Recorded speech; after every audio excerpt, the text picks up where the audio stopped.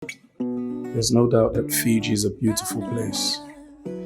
So much so that when I first arrived here, I told my wife that this could be where the Garden of Eden was.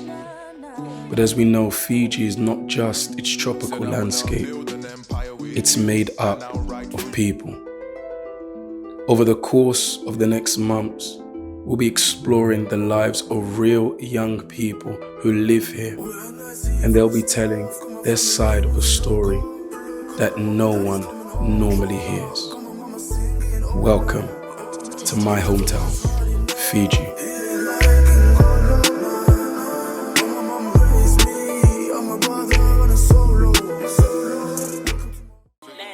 We met up with Asena, a young lady who was born in the capital city of Suva, and she showed us around and even helped us to remain street smart.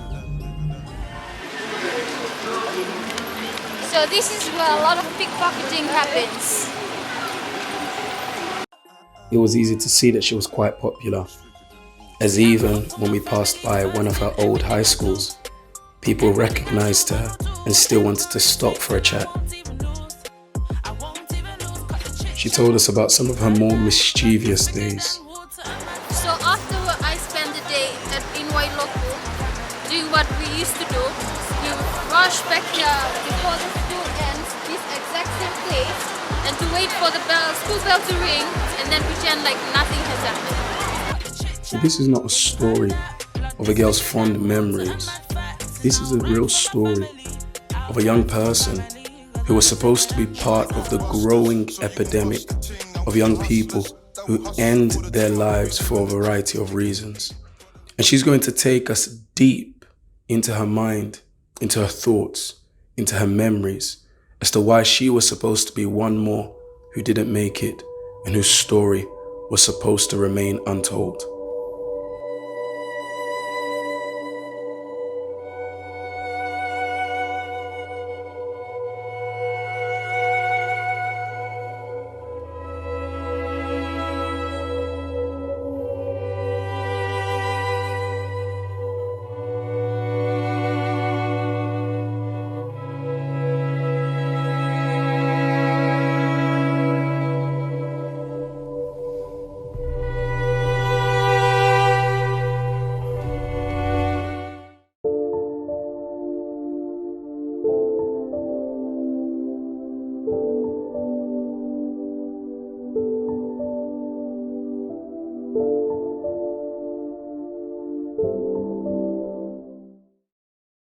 So how big would you say this issue is of young people committing suicide in Fiji? It's very common because every week I would hear young people dying from suicide and killing themselves because of family problems, relationship problems. So I thought could have been a good way to solve my personal problems.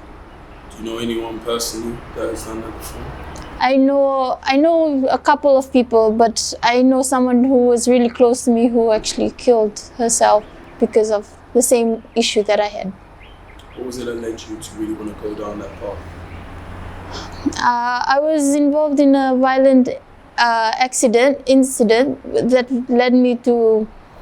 I couldn't think of being successful in my education or even seeing myself happy.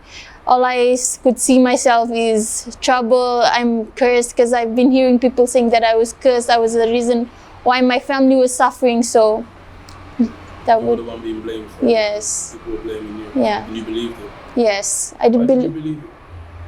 I believed all of it because there was no one there to actually say positive things. They were all negative. I was brought up in, I could say, a negative environment that I didn't. When I went to church, I could hear those same things from church and everywhere in school, and that led me my education to really go bad.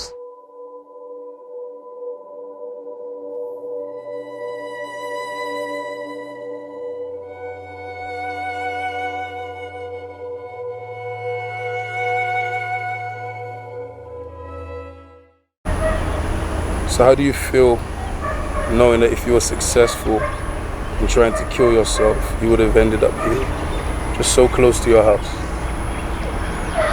Back then, I didn't think of the afterlife or where would I end up. I just thought of killing myself and removing all the troubles I've caused to my family. So you were saying earlier that there was a friend of your brother's. What about his case? One of my brother's friend, he actually died and he was buried in front there. So he died because he drowned. It wasn't suicide, it was an accident, so he drowned. So that was one of the ways I tried killing myself. You tried drowning yourself? Yes, tried drowning myself. How many times? Multiple times. Tried 3-4 attempts, tried to kill, like I keep skipping school just to try killing myself, yes. And then something would happen and then it didn't work, so it wouldn't work. Yes. Each time. You're happy it didn't work? No, I tried everything because everything I tried, there's something different that come up. It was either the cops would come and catch us for skipping school and then we would run to the bushes. And other things that a parent would come and then chase us out. Different things would happen just to stop. You believe now you were supposed to survive, right? You were not supposed to die that time. Yes.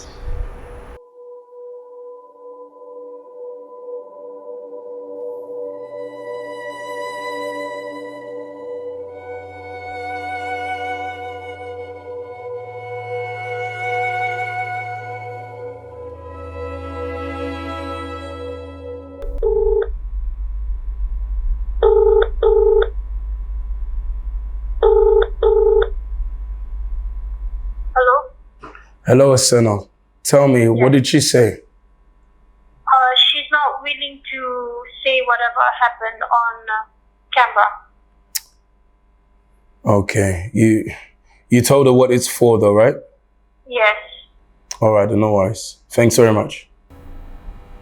All right, so in the course of making this short documentary, I've noticed two main things. Number one, the lengths that people go to hurt themselves. I mean, I've dealt with suicidal people for many years, but I've never done so much research as I've done now. And I was even speaking to Asena earlier before we spoke about this. And she was telling me how she had actually drank half a bottle of bleach to try and kill herself. You know, she would travel to different places to drown herself. And I can only think that if the people who would do these things would invest that much energy into seeking help, more of them would still be with us today. And the second thing is related to what you just heard. You know, we've been trying to get someone, a family member of someone who passed away through suicide, to talk to us on camera. And you know, so far no one has felt comfortable to do so. And we're not criticizing them for that. I can understand the wounds really stick deep. Someone that you loved and you thought you knew would be willing to do something that you never expected. And again, I can only think that if those who went through with committing suicide could see the impact it would have on their families, most likely they would think twice before going ahead with it.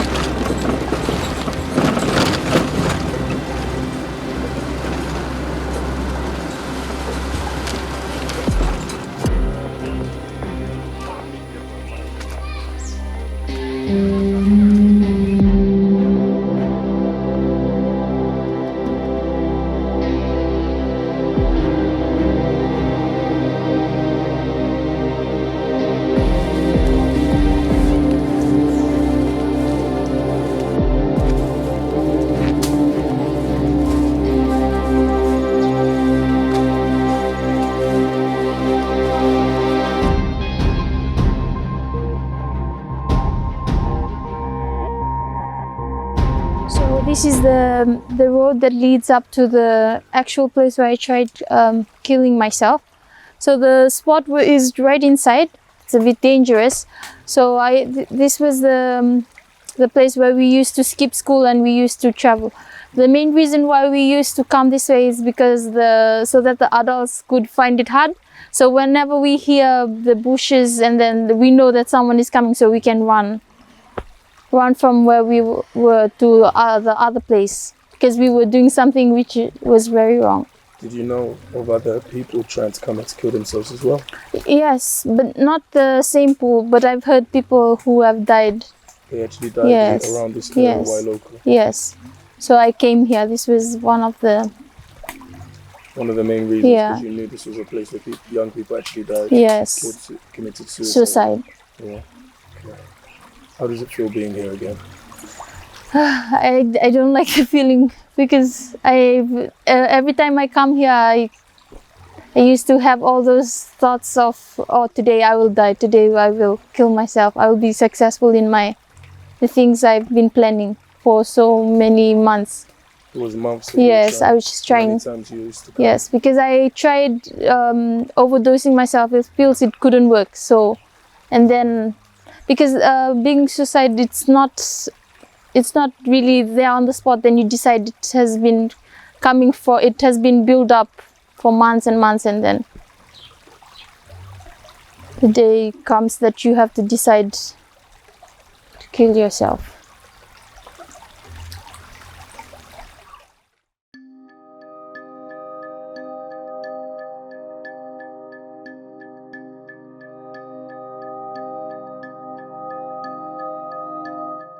My name is Tamar, and at the age of 12, I was raped by my stepfather from the age of 12 to the age of 16.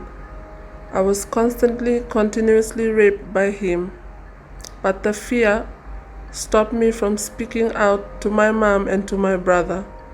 We used to live in the same house, but I was so afraid of him that I was not able to speak out, not able to tell my mom what had happened to me. So this continued from the age of 12 to the age of 16. And the fear, it really led me to not speak about it, and it made me really angry inside. How he could do that to me, so it filled an anger inside of me. I used to cut myself because of this.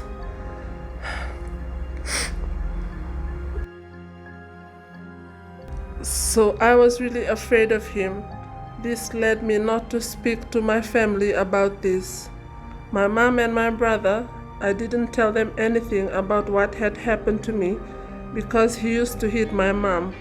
He used to hit my brother. So we were all afraid of him. Because of this, I didn't tell anyone. I thought if I tell my mom, she would take it differently. She would do something maybe to herself. So I thought, okay, I'll keep this to myself, since I was so afraid of him. I thought he might kill us or something, because he used to beat us up all the time. But I built this anger inside of me. I thought that he was like just using me. And this led me to even go out and be with men, because I thought that my body was I just thought that they could just use me anyhow. I didn't take care of myself.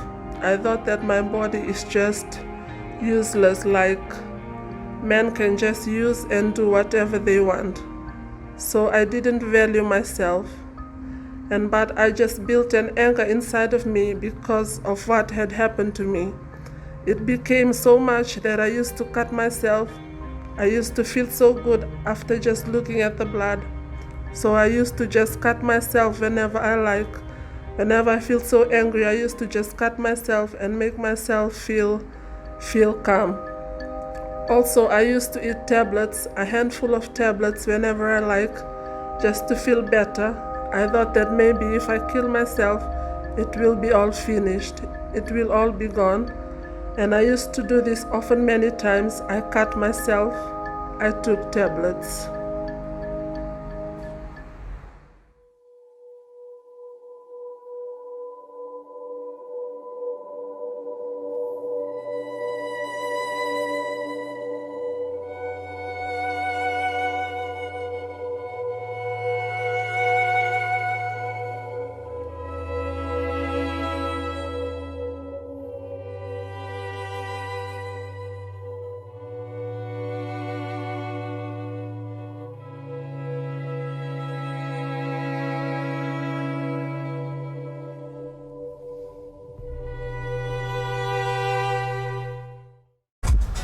We caught up with Asena one last time to find out how she turned her life around and why she no longer has suicidal thoughts, but is now living life to the fullest. What was different about when you came to the BYG? Oh, What led you to be where you are now, no longer wanting to do those things to yourself? so it began when I was in school, and someone who attended the VYG invited me. My first Sunday, I didn't really like it because I was not used to seeing people being happy and seeing them taking part in activities.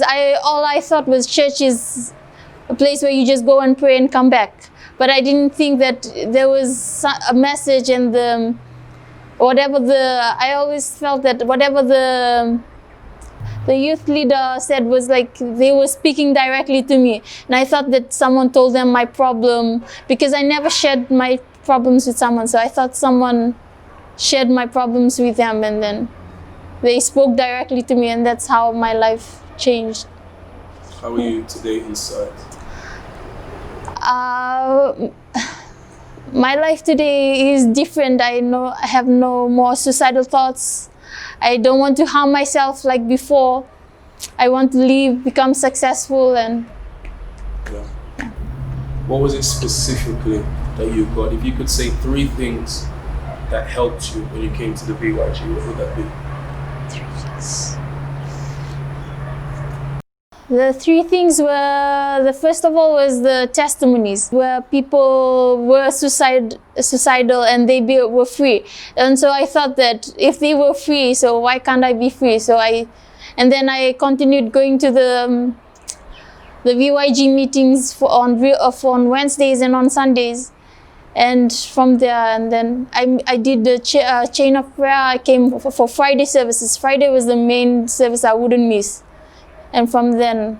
Would you hear positive words, encouragement, or would people say the same thing to you, putting you down, telling you you're cursed? Did you used to hear that there? People still telling you you're cursed in the BYG? No, the VYG was different. It was different. In the VYG, I didn't really tell the youth members or the person in charge of the VYG that I used to think that I'm cursed or things, but they used to tell me indirectly, "Oh, that you're a blessing. Did you know that you are alive for a reason, and then you were born to be different?" Those kind of words contributed, yes.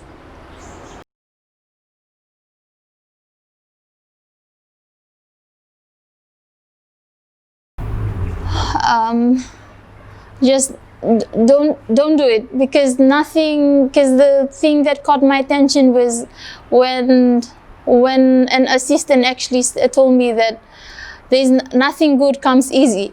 So everything that you do now, it can be used as a testimony to help others. So having suicidal thoughts, depression, it's never normal. It's not normal. And that's what I thought, that being a teenager, having problems, family problems, and having bad education marks in my education, it was normal because of the problems I faced. But it was never it was not at all normal. So everything, if you have suicidal thoughts, there's always someone you could share your problems to, and there's always someone who is ready to hear your problems and to help you out. Asena is just one of many young people in Fiji with a story to tell. In this documentary series, we aim to show you more. Who knows, yours could be next. This is my hometown, Fiji. The future Mandela could be right next to me. The next Prime Minister could be walking on the street. So I say 1, stop all the killing, stop with the knives. Man, I say 2, what points are you winning? If you're taking man's life, don't you know that life is worth living? Life is worth living. So my brother, just stop all this killing, stop all this killing.